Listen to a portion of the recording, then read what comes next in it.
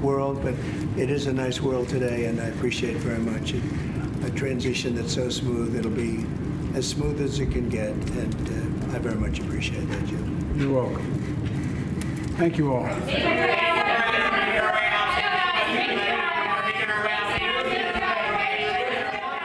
So there are a lot of things to gather in those few moments, which is why it's important to see all of them. We hadn't heard from Biden. We took it so quickly. So you've got to see that exchange between two people who really were in quite the epic political battle.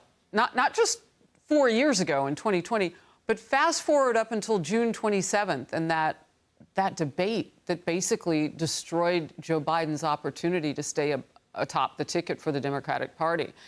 And when you hear the president-elect say politics is tough, and after that's over, it can be a nice world. We're in a nice world today. Martha, what goes through your mind when you hear that? Well, first of all, that this is very short.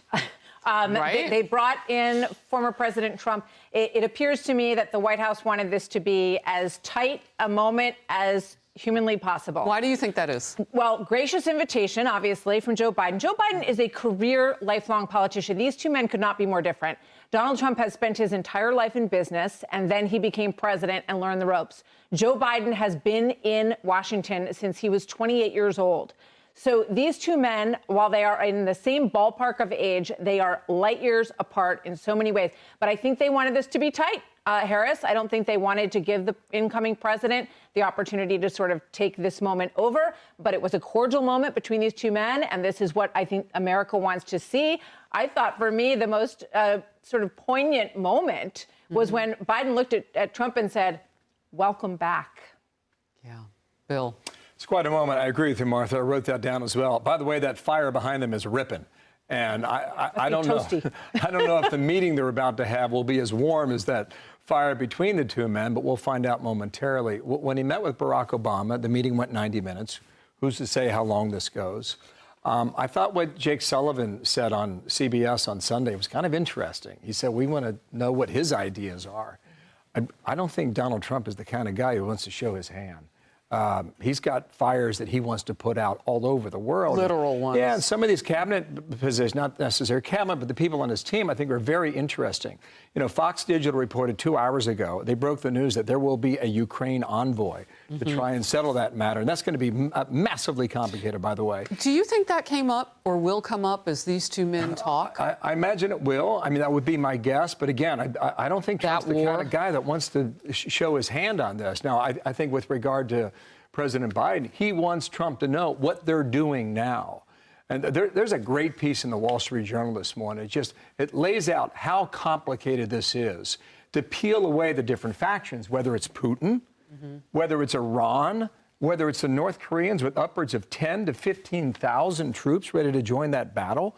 And then you've got Zelensky and whether or not he would take a deal. So that's massively complicated. I think the other thing, Stephen Witkoff is a man that most Americans don't know. He's a highly successful and very accomplished individual. He's been really good friends with Donald Trump going back 30 years. He's going to be the Middle East envoy.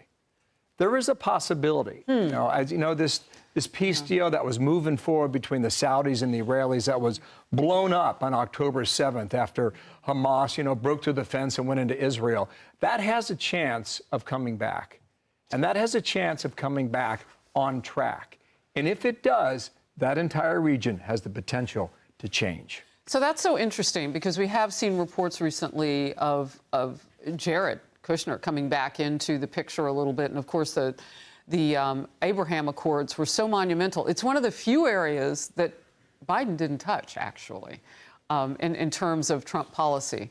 I think he gets where we are in the world. You notice that he's not going to expire, as lack of a better term, the weapons money that we're giving them and the accoutrement that goes with that, actual weapons to Israel. I mean, that calendar has slowed down now under Biden's watch. Martha, what's your quick Well, I'm just thinking about the Secretary of State spokesperson saying, you know, well, we're not going to basically publicly admonish Israel yet.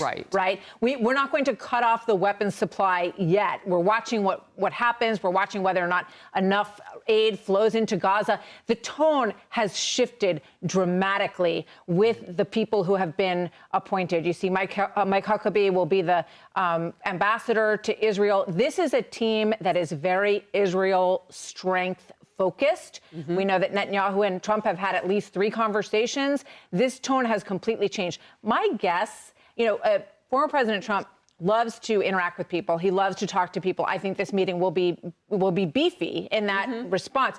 But I don't think they're going to dig a lot into the future policy. Well, and Bill made a good point. John, I'll come to you next. I mean, Trump isn't going to show his hand. However, he did a bit when he was running to the American people, to voters.